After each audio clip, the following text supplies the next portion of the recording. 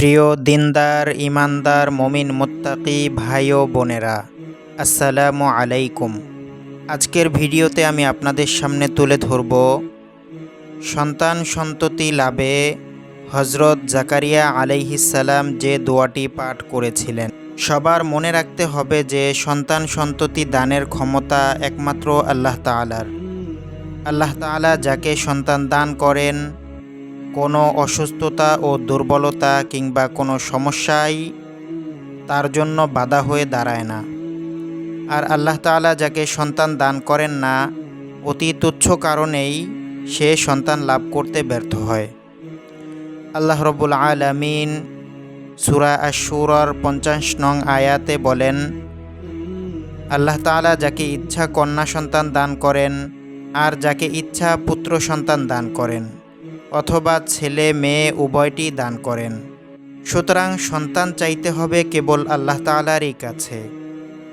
আপনি বিনিষ্ঠ মনে আপনার মতো করে নিজের ভাষায় তারই কাছে নেক, সুস্থ ও সুন্দর সন্তান কামনা করে দোয়া করতে থাকুন। তিনি আপনার ডাকে সাড়া দিয়ে অবশ্যই সন্তান দান করবেন। আল্লাহর নবী হজরত জাকারিয়া আলাইহিসসালাম বয়োবৃদ্ধ হয়ে যাওয়ার পরও নিঃসন্তান ছিলেন। মারিয়াম আলাইহিসসালাম বাইতুল মুকাদ্দাসে জাকারিয়া আলাইহিসসালামের তত্ত্বাবধানে ছিলেন। একদিন তিনি দেখলেন আল্লাহ তাআলা মৌসুম ছাড়াই মারিয়াম আলাইহিসসালামকে ফল দান করেছেন। তখন তার মনে সন্তান লাভের সুপ্ত আকাঙ্ক্ষা জেগে উঠল। তিনি ভাবলেন যে আল্লাহ বিনা মৌসুমে ফল দিতে পারেন, সে আল্লাহ বৃদ্ধ দম্পতিকেও সন্তান দান করতে পারেন। তাই তিনি আল্লাহ তাআলার দরবারে দোয়া করলেন। আর এটি সূরা আলী ইমরানের 38 নং আয়াতে বর্ণিত হয়েছে। দোয়াটি হলো, রব্বি হাবলি মিল্লাদুনকা যুররিয়াতান তাইয়্যিবাহ ইন্নাকা সামিউদ দুআ।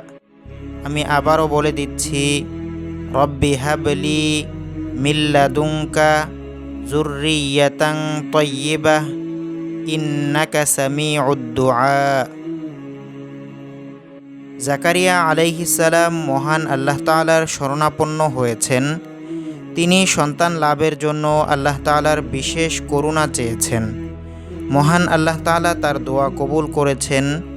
এতে বোঝা যায় নিঃসন্তান দম্পতির জন্য আশার আলো সব সময় জ্বলে থাকে। আল্লাহ তাআলা চাইলে বৃদ্ধ বয়সেও সন্তান হতে পারে। আল্লাহ রব্বুল আলামিন নিঃসন্তান মাতাপিতাকে এ দোয়াও শিখিয়েছেন। আর তা হলো সূরা আম্বিয়ার 89 নং আয়াত, রব্বি লা তাযারনি ফারদাও ওয়া আনতা খায়রুল ওয়ারিসিন। আমি আবারও বলে দিচ্ছি, রব্বি লা তাযারনি ফারদাও ওয়া আনতা খায়রুল ওয়ারিসিন। অতএব আপনিও দোয়াটি পড়তে পারেন। ইনশাআল্লাহ আল্লাহ তাআলা আপনাকেও নেক সন্তান দান করবেন।